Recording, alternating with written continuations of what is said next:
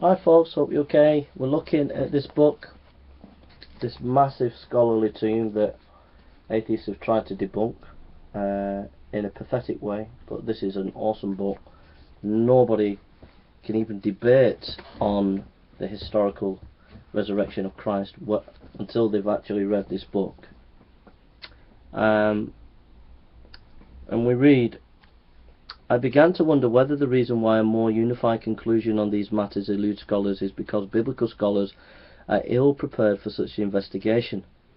That is not to say that biblical scholars are not historically minded. Ernest Trollope made a serious attempt to form historical criteria, and even today debates are taking place over what criteria and methods are appropriate for investigating the sayings of Jesus, and the degree of certainty that they may be attained. While these are helpful for identifying potential authentic logi of Jesus and some of his acts, are they the most appropriate for investigating the claim Jesus rose from the dead?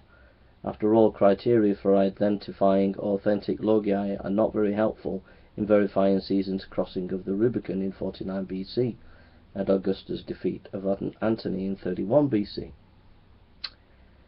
What approach would be taken for an investigation involving the historicity of Jesus' resurrection? When writing on the resurrection of Jesus, biblical scholars are engaged in historical research. Are they doing so without adequate or appropriate training?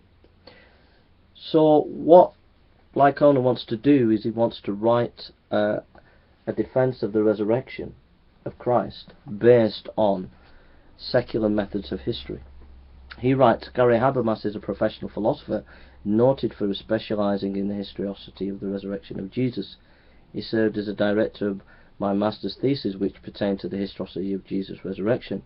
Habermas has compiled a massive bibliography consisting of approximately 3,400 scholarly journal articles and books written in English, German and French between 1975 through the present, all on the subject of historicity of Jesus' resurrection. He has extensive knowledge of the relevant literature and the major contributors, the positions they maintain and the reasons why they maintain them. I asked Habermas if we are aware of any professional historian outside of the community of biblical scholars who had approached the question of the resurrection of Jesus. He was only aware of a handful who had contributed a few journal articles and one who had written a short book on the subject.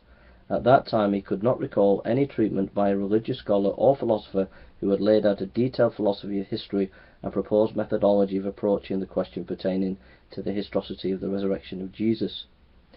So my PhD is going to be taking Licona a next step further and applying it to the historical quest of Jesus. He applies secular historian methods to the resurrection. I'm going to be applying it to the quest, the historical Jesus. So that's what he's trying to do. He's trying to take secular methods and look at it from a secular historian's point of view of did Jesus rise from the dead.